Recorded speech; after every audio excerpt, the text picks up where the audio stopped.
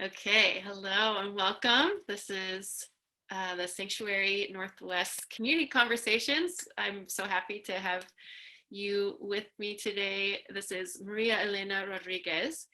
And we have kind of a sporadic connection. We knew each other like over 10 years ago in Seattle, and then haven't really been in touch, but I've loosely followed what you've done on social media and reached back out maybe a month or two ago to just see if you wanted to connect again. I'm excited by some of the projects I see you being involved with, and just that you'd have some interesting perspectives to share with our community about particularly in interdependence and connectivity. Those were the themes that you picked to share about today, but really anything, anywhere your spirit takes you, I'd love to go there. So yeah, welcome.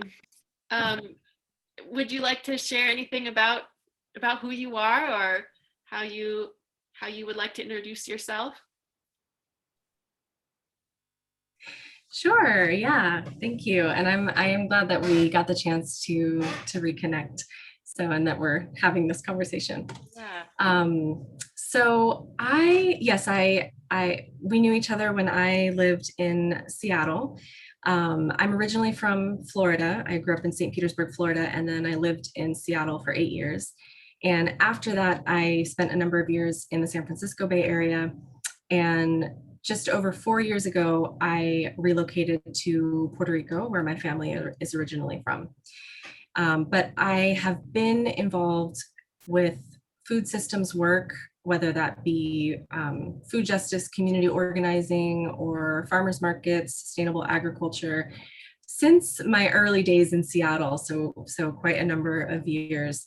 And that has taken me in different directions in my life. And currently, just within the last year and a half, my partner and I have started a small 8-acre farm here in Puerto Rico. And so we are in Rio Grande, which is just on the edge of the El Yunque rainforest. And it's a very beginning, scrappy farmer project that's still kind of getting its legs.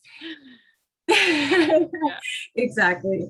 But that's, I spend a lot of time these days outside on the farm, trying to start an organic regenerative farm, which is a wonderful and exciting and challenging journey that kind of colors the way I see things. So. Yeah. And would you introduce us to who you have behind you there? Sure. So part of my journey in moving to Puerto Rico and starting this farm is that I actually started first with making fermented products. This was actually right after Hurricane Maria in 2017. I was very underemployed at the time. I was working a little bit of kind of consulting jobs here and there, but I started this business selling kombucha, which you can see behind me, the kombucha scobies, the mothers, kombucha, sauerkraut, fermented pickles, all different types of fermented products using local food and local produce, basically. And so that business has grown into now including the farm as well. Yeah. That's awesome. So you're able to grow things that you actually use in your ferments? That's the idea. It's part of the idea of the business. Yeah, I mean, I think the farm itself, I have a lot of different ideas and directions I want to go. I want there to be a very big educational component, and so bringing people to the farm to experience it, whether that's in a daytime kind of experience or a retreat type of setting. But part of it is the idea is also to be able to grow the crops that I need for my products. And so I have a number of things growing already, a lot of herbs, things that are kind of easy to get going. I've got lemongrass and mint and basil and things like that I do use in my products. And eventually, as we're able to build the farm out a little bit more, looking to plant things like cabbage and cucumbers and things that will be pickled and fermented as a part of the business. That's so cool. So, what is your current favorite ferment? Oh gosh, that wasn't one of the questions I gave you ahead of time. I'd have to say, I know I'm not prepared. I think that sauerkraut has been a very interesting love of mine, because I was not raised at all with fermented vegetables, much less sauerkraut. And so when I first was exposed to it and first started making it, it was just this whole new world of flavors and experiences. And I've really become just in love with sauerkraut in particular. And I make a certain flavor. It's actually called curtido in Spanish, and it's a South American recipe that is, a sauerkraut that's basically made with green cabbage and lots of flavorful herbs. It's a little bit spicy, but not too hot. It's got onions and carrots, and so it's just this wonderful, beautiful, spicy and flavorful ferment that is definitely my favorite. Yum. I love that. I'm wondering, well, you can pick a direction you want to go with this, but so one of the themes that you selected that felt sort of like we had some commonality about was this theme of interdependence and collaboration. I think I said that wrong earlier, but collaboration. And for like in the work that I've been doing with the sanctuary, the way that I've felt into that, well, actually, maybe I want to just start with how do those words land for you, or what do those words evoke for you, and how do you see them playing out in either the very local work that you're doing with your business and your farm, or the relocating back to Puerto Rico and experiencing a non-American, non-US land culture, or the wider or broader work that you're doing in your consulting. What about those words kind of sparked for you? Yeah. When I hear those words, when I think about interdependence and collaboration, I think of it on so many different levels. Like I start really big picture, and what is most tangible is, walking out of my door and walking through the farm and through this really lush, beautiful, green ecosystem, and really having this tactile experience of being able to like see interdependence in action. I feel like and that's one of the things that I think is so attractive to people about farming and being outside and being in nature, is just literally walking outside and seeing like the soil and seeing the creatures in the soil, and then the plants and the rain coming through. We live on the edge of the rainforest, and so we have these very frequent torrential downpours, and so the way that the rain kind of rolls through, and then you see the birds coming out to eat the worms, and it's this very like circular kind of dance almost, and so that is just a very like visceral way that I see and that I experience thinking about interdependence and like how the different natural cycles of the planet work together and collaborate. And then, I think of ourselves as humans in that role, because I feel like so many times when we talk about nature or the natural world or the environment, we talk about ourselves as being separate from that. And so that's another thing that comes to my mind as far as like, how are we collaborating with the natural world? How are we how are we dependent on those natural systems and cycles? And even then again, it's kind of like it's. Oh, I was just thinking, like, how are they already Yeah. happening in us? Like, Yeah, like we're all, without even trying to, we have to like breathe oxygen that a tree put out, you know, like that there's an innate participation in that collaboration that often goes unseen.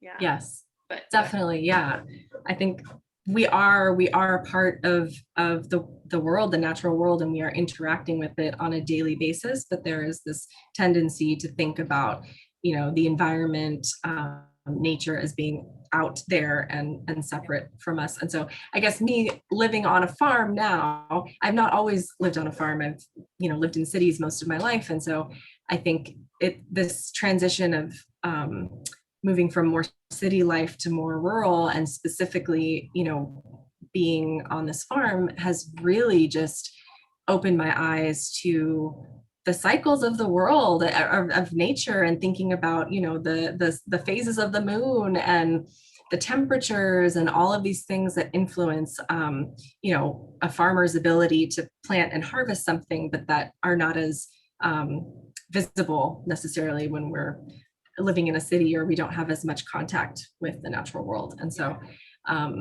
that's been a wonderful transition for me, of like being able to experience those things and to see them so clearly, and to be reminded of our role and yeah, all of those ways in which we interact with and are dependent on natural systems that it's easy to forget about, kind of in our more urban lifestyles sometimes. But I'm thinking about it in terms of, oh, go ahead. You had more. No, go ahead. Oh, well, I was just thinking about it specifically in terms of fermenting food. Like,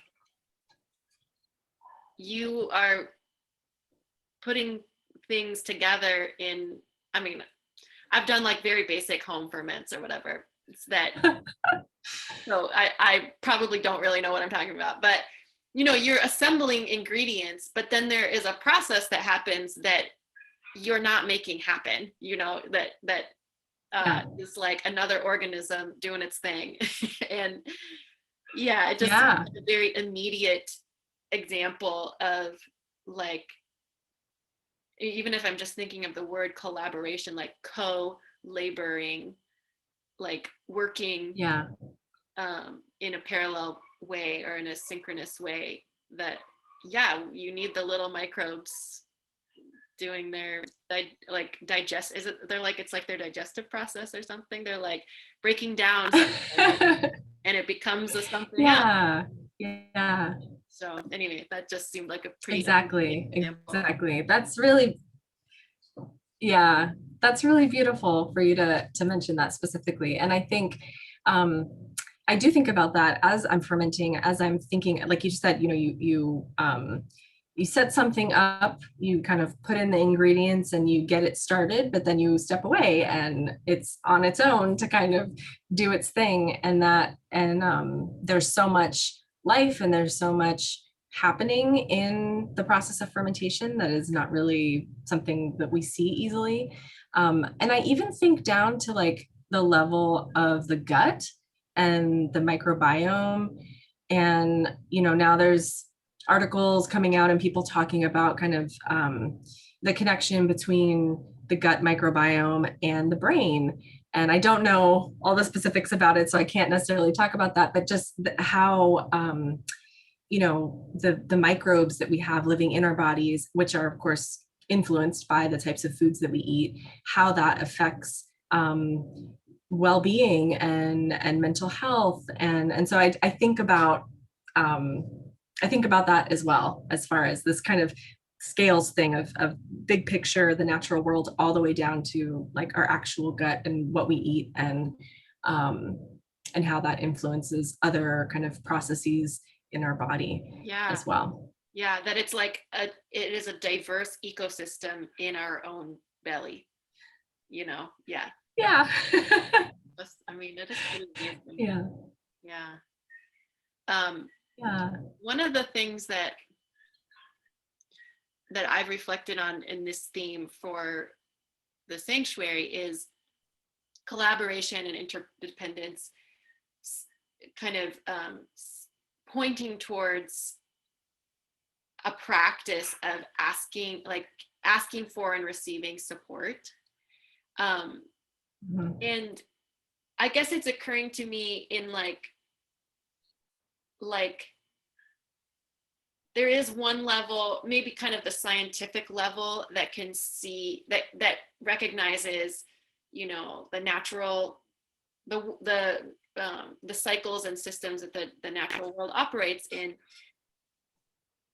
But I'm also wondering if there's, and it, for you, like actually living on a farm and growing food, like, is there, wondering if there's some kind of like relational aspect to this, like it's not just a machine, mechanistic process, but there are like, I don't know, do you like ever talk to your scobies? Like, I guess that's my question. Like, is there like a kind of a relational aspect to, you know, being in these interdependent exchanges with the more than human world, you know, the other kind of creatures and beings that are making up the world? I mean, there's not much of a question in it, I guess, but more just sort of like a daydream about like you talking to all your scobies and Yeah. I don't know. And I don't talk to them as frequently as I probably should, but do you know what I'm saying though? Like, yeah, I think that to land and to plants, and like yeah. the asking for and receiving support more in a relational way. I don't know. Yeah. But if there's anything that speaks I to mean, you. I think that's real. I think that's real for so, at least in when we think about like the US focused industrial agriculture system, there's been this relationship that has been so extractive of just like, you know, I'm gonna take as much as I can from the land and not care what, you know, how that affects the land or how that affects these natural systems and processes. And I think that's like, you know, me personally and so many other people are drawn to, you know, agriculture that is more sustainable, that is more regenerative, because I think there's the idea that you're working in tandem. You're not just taking. You are putting things back in to the land. You're returning, you know, compost and organic matter, and you know, helping natural systems to do what they do, like in the permaculture kind of view of things. You're not coming in and saying, I'm going to do what I want, I'm going to extract all that I need. You're coming in and saying, okay, this is how this ecosystem or microclimate works. I'm going to do what I can as a human being who has access to different resources and you know, can work the land. I'm going to do what I can to like support those natural processes that are already happening and in place, and give back to the land everything that I can in order to, yes, then receive from the land, but it's more of this reciprocal kind of circular relationship.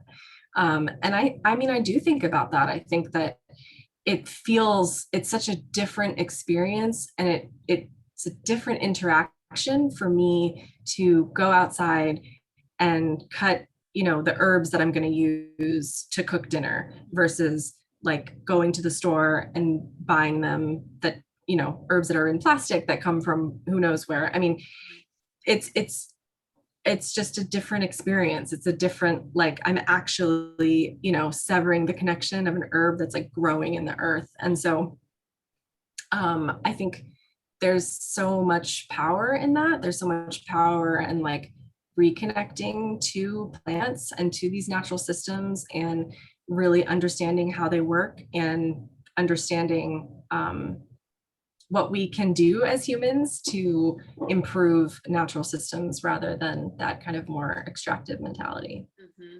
Yeah. What are there any lessons you're learning right now that might pertain to this theme of interdependence and collaboration, or a recent example?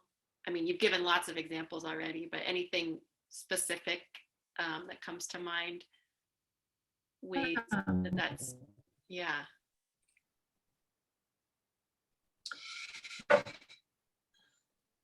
Yeah. I mean, something that that has impacted me a lot has been the experience of living in Puerto Rico through the experience of Hurricane Maria, and then even the earthquakes that we had here last year. Yeah. But specifically thinking about the hurricane, and it's hard to think about and to talk about.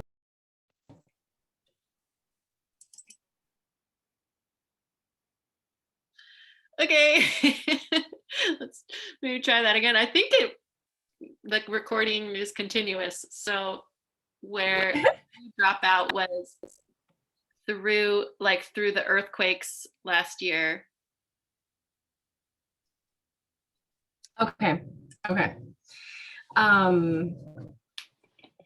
So I think, I was saying that it's challenging for me to talk about my work and to think about the work that I do without thinking of that kind of context of everything that has happened in the island. I mean, recently and also kind of longer term historically, but specifically, Hurricane Maria shifted so many dynamics here on the island and has had so many long ranging effects for the natural world, for socially and politically. And so something that I was reflecting on, thinking about these words again of interdependence and collaboration, was really the human to human component, and just the real and intense, amazing, beautiful mutual aid that kind of sprung into action after Hurricane Maria. And so I think that, people within hours, literally within hours of the storm passing through, people were, sprang into action. We all sprang into action to figure out, okay, what's next? Okay, we don't have power. What are we going to do? How are we going to eat? How are we going to, get medications and doctor's appointments and all these kinds of things. And so there was this just real emergent kind of mutual aid that happened, and people, knowing that you can't really wait around, at least here in Puerto Rico with our history and with the corruption and the government and disinvestment, you can't really wait around for the government to kind of swoop in and save you. Mm-hmm. And so there was this immediate action and this immediate kind of like, even though communication systems were down and you literally couldn't pick up the phone and call someone in the next town over, and there wasn't gas, because the trucks arriving or the ships arriving with the gas couldn't distribute it through the island because the roads were damaged. So there were all of these, things that we think about as basic necessities in order to function that were not accessible. But yet immediately it's like people are outside with their chainsaws, they're clearing the roads, they're, moving branches out of the way, they're cooking, people who did have gas stoves, for example, that didn't need electricity, cooking huge amounts of food and just passing it out, neighbor to neighbor. Yeah. And so there was really this moment of like, we've got each other. Like that's how those weeks and months after Hurricane Maria, that's how we were able to to survive on a day-to-day basis. And as we know, many people did not survive. And but anyway, that's just a thing that has been on my mind a lot, and thinking about how within our own communities, like neighbor to neighbor, person to person, there can be this sense of collaboration. I mean, in moments of disaster and in these tragic moments. But I think my hope is that it's not only in these tragic moments. It's like the tragic moments are kind of the lightning bolt, or the moment that you need to understand how important it is to have relationships with your neighbors, and to have networks that are built over time, and so you can get resources to the people who need them. But and so things are back to normal, in the sense of like the lights are on, and much of the damage has been kind of dealt with. Not a lot of it. I mean, there's still a lot that needs to happen. There's still a lot of houses that don't have roofs. There's still a lot of work that needs to happen. But part of me hopes that the lessons that we learned in that moment kind of continue into the future. I'm sorry, I just went off video to see if your video would come in a little clearer, because I think it's my internet that's being wonky right now. But yeah, you are coming in a little better. Okay. Yeah, gosh, that is such a very immediate example of and it is unfortunate that it often is a crisis that brings, or maybe it's not unfortunate. It is actually beautiful that that innate collaborative ability is the part of us that emerges in crisis. I guess I would rather that than the alternative. And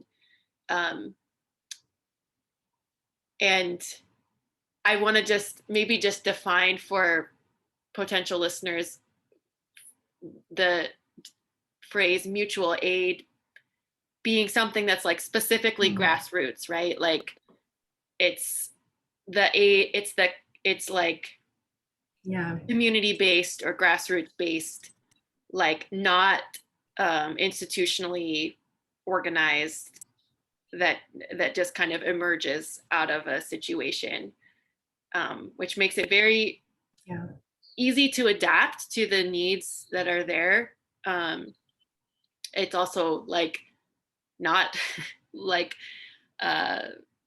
traditionally funded or given a lot of external it's locally resourced, and it's often people just really giving out of their immediate capacity. Like you were saying, that if you have a chainsaw, you go out and do what you can with a chainsaw, or if you have a gas stove. I mean, I think that's such a beautiful example of really I don't know, something I think that folks really came into conversation a lot in this last year, particularly around Black Lives Matter and the various iterations of uprising, and for much of dominant culture, white culture, kind of coming into awareness for maybe the first time in this way. And the urgent sort of white plight during times like that is well, what can I do? And when we're connected to that or I guess I'll say, I believe that when we are connected to that sense of interdependence, it's very apparent what one can do, because it comes out of what I have and who I am and what's immediately before me, and who's immediately before me, and what tools I have. I mean, you said something to that effect earlier, out of the resources one has available. So it's, Yeah. yeah. Yeah. I really agree with that. I think that makes sense in the sense, when I think about what happened here after Hurricane Maria, I mean, I do want to be clear that yes, for some people, it was kind of a moment where, they were sprung into action for the first time, and yeah, okay, what are the tools I have at my disposition? What can I do? But also, that level of mutual aid and collaboration for many people was made possible by the fact that there's a very strong grassroots community here. I'm very connected to kind of the sustainable agriculture, food systems, farming, farmers markets world. And so it exists very much, very tangibly in that world, in the sense of there's networks of farmers who consistently collaborate and support each other and lend tools and seed share and things like that. And so because those networks are in existence and because people have been building them for years and years and years, then it was that much easier in the moment after Hurricane Maria passed through to be like, okay, let's mobilize because there's already these relationships. These relationships have been built over many years, and I know this person who has this, and so let's connect the dots and figure it out. And so that was a huge part of what happened, in addition to people kind of who weren't plugged into those networks, like being activated for the first time. But yeah, I mean, the grassroots kind of organizing, base building, networking, like knowing who others are in your community and being connected in that way is so crucial to then these moments of intense need to be able to react quickly and mobilize. And I mean, that is such a good point. And I don't know if I'm being too pointed in saying, like, I imagine it is the way that Black and Brown communities have survived forever. And because aid has not come from the dominant culture or the dominant power structures, that there have had to be other ways of like sharing resources. And yeah, it's just kind of clicking for me, I guess, in a different way, that like, oh, of course, the dominant response to crisis, like a natural disaster, or well, we had that last summer too. The fires, we had tons of wildfires in the West Coast, and smoke, and even the pandemic and all that.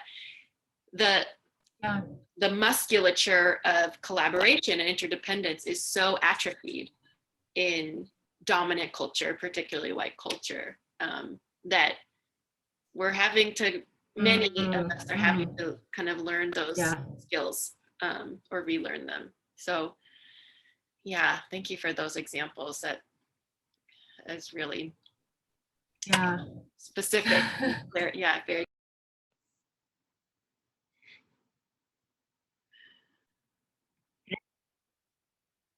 Oh my goodness. Okay, well, before we get cut off again, is there any last words or last thoughts you have about this topic, or anything else you would want to share? Oh gosh. Yeah, I mean, I think another thing that I was reflecting on, and you mentioned kind of the racial justice uprising, and I'm also thinking about the COVID pandemic and so many people being in isolation. And I think that collaboration can look like so many different things, as we've talked about, different levels and different scales, and like zooming into the microbes and all of that, and then talking about the human to human relationship. And I think that, with shifts in kind of this using technology in the way that we are now because of COVID. And even, you and I reconnecting over so many years via Zoom and being able to see each other and to talk. I think that has opened up so many more opportunities to collaborate and to support one another virtually. And so, and that's exciting to me. It's exciting to me to feel, I know we're all, I'm a bit burned out on Zoom and on constantly being in front of the computer screen. But I think that there's also just something really beautiful and feeling more connected to people who are, thousands of miles away, but we can have this conversation and it can go on YouTube and it can be shared with other people. And so that's exciting to me. And I think that with that burnout and all that time in front of the screen comes this reminder of like needing to get outside and connect with the earth. I live on a farm and it's incredible the amount of time that I spend during the day on the computer in front of a screen, and it should be easier to just open the door and get outside, and sometimes sometimes it's not. Sometimes I'm dealing with other things, and so it's just a reminder to me as well that a balance, having a balance between like, this is amazing that we can have these conversations, and also finding ways to safely and regularly experience the natural world and be outside and breathe fresh air. Yeah. So yes. Thank you for that. That is a good, even just a good practice to end with for folks. So awesome. Great. Well, thank you so much, Maria Elena. It's been so sweet to reconnect, and I appreciate you sharing your experiences and your wisdom and stories with my community, and let us keep the door of collaboration open, whatever that may look like. So yeah, thank you so much. It was really fun to just chat. Awesome.